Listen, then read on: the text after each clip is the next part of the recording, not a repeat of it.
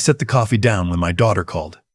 It was a Tuesday morning in late October, the kind of morning where the frost hasn't quite decided whether to stay. I was standing at the kitchen window watching the birch tree in the backyard drop the last of its leaves when my phone buzzed on the counter. I almost didn't answer. I'd been meaning to call her anyway, so I picked it up. Dad. Her voice was different. Not the usual hurried tone she used when she was calling between meetings. Slower, like she was choosing each word carefully. I need a favor, a big one. My daughter. I'll call her that throughout this because that's what she is to me, first and always. Had been married for 6 years to a man I'll call my son-in-law. They had one child together. A girl, 8 years old, small for her age, with her mother's eyes and her grandfather's stubbornness, or so my wife used to say before she passed. My granddaughter's name is Lily. That part I'll tell you plainly, because she's the reason any of this matters. My daughter explained that she needed to go into a residential treatment program.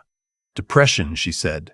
Severe. She'd been hiding it for longer than any of us knew, and her doctor had finally told her that outpatient care wasn't enough anymore. The program was in Vancouver. 6 weeks, maybe 8. She needed someone to look after Lily while she was away. What about your husband? I asked. There was a pause that told me more than her answer did. He's agreed to take her, she said. But I'd feel better if you could check in, stay close. You know how he gets when things are stressful. I did know. My son-in-law. I'll call him by his manner rather than his name because that's what I came to know him by, was the kind of man who performed well in public and fell apart in private. Charming at Christmas dinner. Cold in the car ride home. I'd seen it in small ways over the years. A comment here, a look there. The way Lily went very quiet whenever he raised his voice about something unimportant like traffic or a slow internet connection. Children notice everything. They just can't name it yet. I told my daughter I'd be there. I meant it as moral support, a backup presence.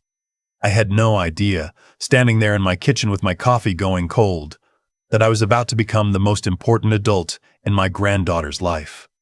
My son-in-law lived about 20 minutes from me in Barrie, a newer subdivision, the kind with houses that all look slightly alike and driveways that fit 2 cars perfectly. He worked in logistics, managed a regional distribution contract, made decent money. On the surface, everything looked fine. That's the thing about surfaces. They're designed to be looked at, not looked through.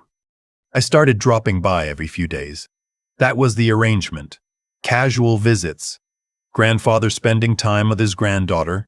Nothing formal. The first time I came over, a Friday evening, I brought a container of my wife's old butter chicken recipe. I'd made it the night before. Lily loved it when she was small. She came to the door before I could knock. She must have seen my truck in the driveway. She opened the door and stood there in socks and a sweater that was 2 sizes too big, and she looked at the container in my hands and then up at me, and she said, very quietly, "Is that for dinner?" "Of course it is," I said. "Made it just for you." She didn't smile right away. She looked back over her shoulder, into the house, and then she looked at me again and said, "Are we allowed to have it?" I thought I'd misheard her. I said, "What's that, sweetheart? Are we having dinner tonight? Did Dad say?" I stood on that doorstep for a moment longer than I should have before I answered her. Something shifted in my chest. Not alarm yet. More like the first wrong note in a song you thought you knew. "We're having dinner," I said. "I brought plenty." She stepped back to let me in, and I noticed she didn't run ahead the way she used to when she was younger, the way kids do when something good is coming. She walked, carefully, like she wasn't sure she was allowed to be happy about it yet. My son-in-law came out of the home office off the hallway. He was on the phone. He gave me a nod, held up one finger, gave me a minute, and disappeared back inside. I went to the kitchen with Lily and started warming up the food. She sat at the counter and watched me. I asked her about school. She said it was fine. I asked her about her friends. She said she didn't see them much lately. "Dad doesn't like me having people over," she said. "Just matter of fact, the way children state things they've accepted as facts of life." "Why's that?" I asked. She shrugged. "He says it's too much noise." I let it go for the moment. My son-in-law came in eventually, put his phone in his pocket, looked at the pot on the stove and said, "You didn't have to do that." Not warmly, flatly, like I'd done something mildly inconvenient. We ate. Or rather, Lily and I ate. My son-in-law served himself a small portion and spent most of the meal on his phone. Lily ate everything on her plate and then looked at the pot and then at me, and I said, "Have more." And she looked at her father and he didn't say anything, so she took a small second helping. Small. Like she was testing how much was acceptable. I drove home that night thinking I was imagining things. The second visit, a Wednesday afternoon, I stopped by unannounced. My son-in-law's car wasn't in the driveway. I knocked anyway. It took a while. Then I heard small footsteps, and the door opened, and Lily was standing there in yesterday's clothes, her hair unbrushed, and she looked at me with an expression I'd never seen on a child's face before. Relief, so deep, it was almost grief. She let me in without saying anything. The house was cold, not freezing but too cool for a child in a thin sweater. The kitchen counters were bare. I opened the fridge out of some instinct I couldn't name and found half a block of cheese, some condiments, 2 apples, and a carton of oat milk. That was it. "Have you eaten today?" I asked. She looked at the floor. "Lily," I kept my voice steady, "have you had anything today?" "Dad left early," she said. "He said there was food." "There's cheese," I said. "I know," she said. "I didn't want to take too much." I sat down at the kitchen table because I needed to sit down. 8 years old. Alone in a cold house, rationing cheese because she'd been conditioned to believe that eating required permission. I made her eggs and toast. She ate every bite and asked, very politely, if she could have a glass of milk. I said yes. She said, "Thank you, Grandpa," with a sincerity that broke something open in me that I haven't been able to fully close since. After that, I stopped going by every few days. I went every day. What I found over the following 2 weeks, piece by piece, was a picture I didn't want to see but couldn't look away from. The food situation wasn't occasional. Lily had learned to eat quickly and quietly when her father wasn't watching, to eat enough to get through, but not so much that he'd notice. She'd learned to hide granola bars in her room. She'd learned to say she wasn't hungry at school, so she could eat the free snack the teacher kept for students who needed it, without having to explain why she needed it. Her bedroom had a bed frame, but the mattress was on the floor, pushed against the wall, with a blanket that wasn't heavy enough for an Ontario October. She had a small bookshelf and a few toys. Nothing was broken or visibly damaged, but the room felt like the room of someone who'd been told, in 100 small, unspoken ways, not to take up too much space. I asked her once, very gently, whether she ever told her teacher how things were at home. She looked at me with those eyes and said, "Dad says, what happens at home stays at home." That was the moment I stopped calling what I was doing checking in. I want to be clear about something. I am a 63-year-old man. I spent 31 years working in municipal water management in Ontario. I am not, by nature, someone who acts impulsively or speaks before thinking. My wife used to call me the slowest fast decision maker she'd ever met. What I mean is, I took my time. I watched. I documented. I wrote things down in a notebook. Dates, what Lily said, what I observed, what the fridge contained. I took photographs of the fridge and pantry. I wrote down the temperature in the house. And then I called a lawyer. She was a family law specialist in Barrie, a woman I'd been referred to by a colleague. I sat across from her desk on a gray Thursday morning and I put my notebook on the table and I told her everything I'd seen. She listened without interrupting. When I finished, she said, "Have you contacted Children's Aid?" I said I hadn't yet. I'd wanted to understand my options first.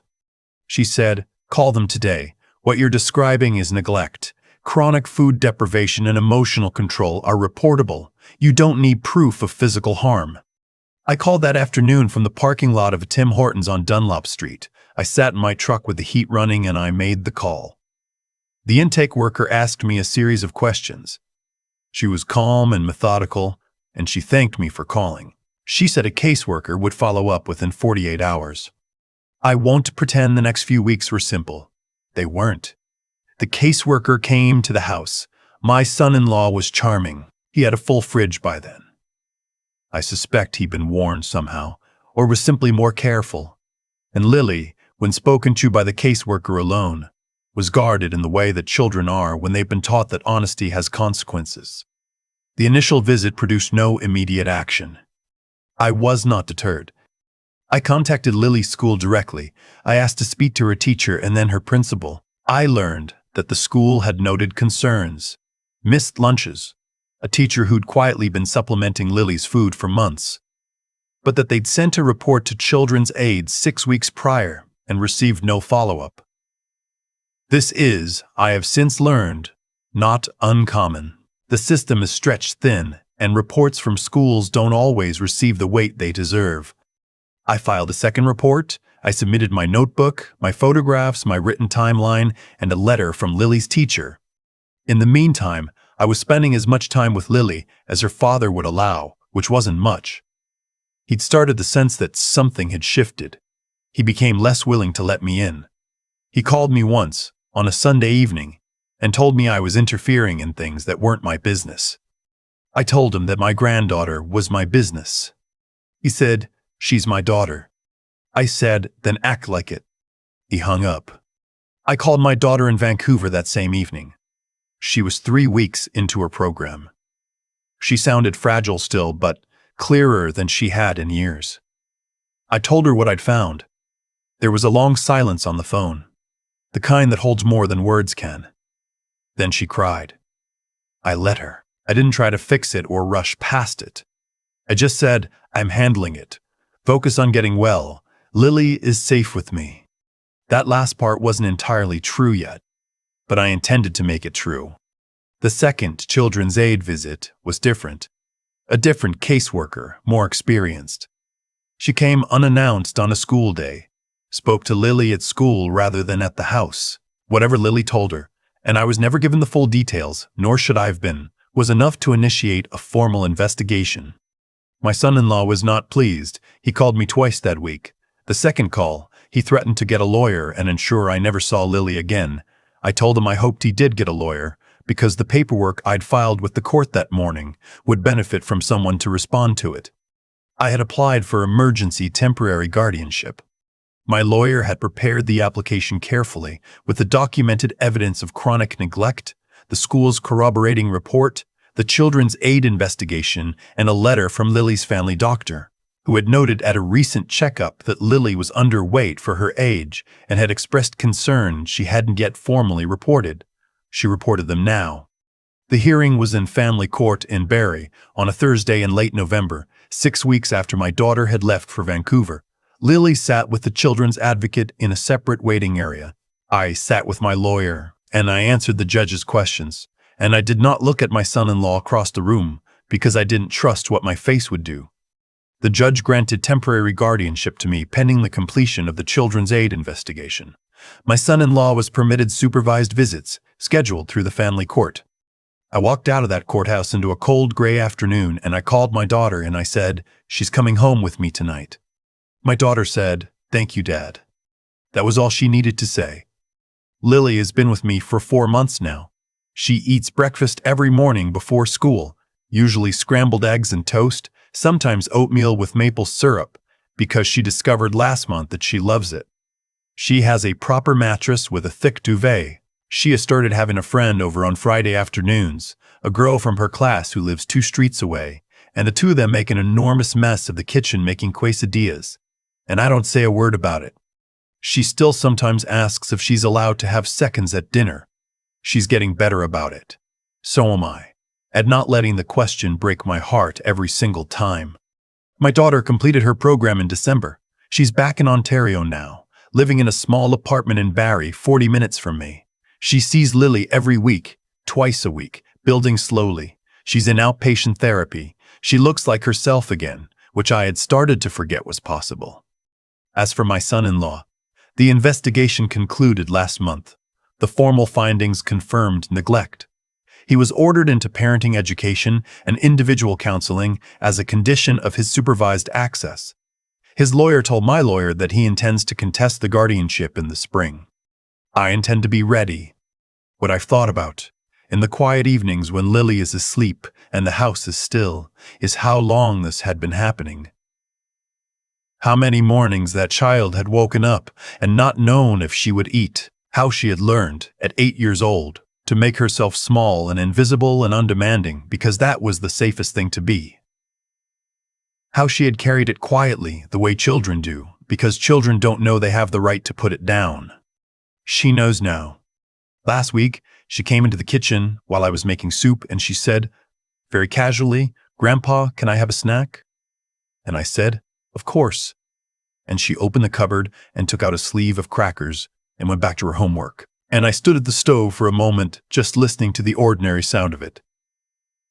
A child, getting herself a snack, in a house where that is allowed. And I thought, there it is. That's what we were working toward. She didn't say thank you that time. She didn't feel she had to. That was the whole point. I keep coming back to the moment Lily reached into the cupboard and grabbed those crackers without asking, just opened the door, took what she needed, and went back to her homework. I stood there at the stove and I thought, that's it. That's the whole thing right there.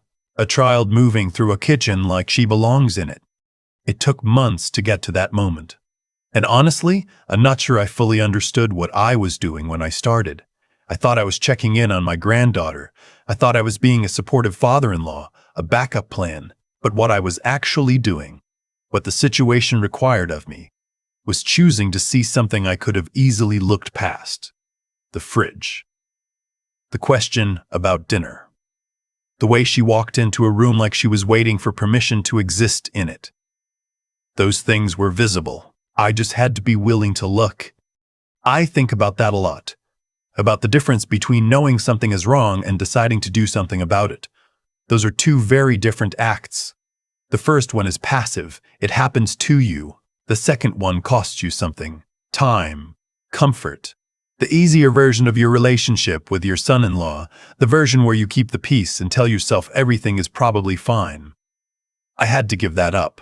I had to be willing to be wrong, to be seen as interfering, to sit across from a judge in a Barry courtroom and put everything I'd documented in front of a stranger and say, I believe this child is being harmed.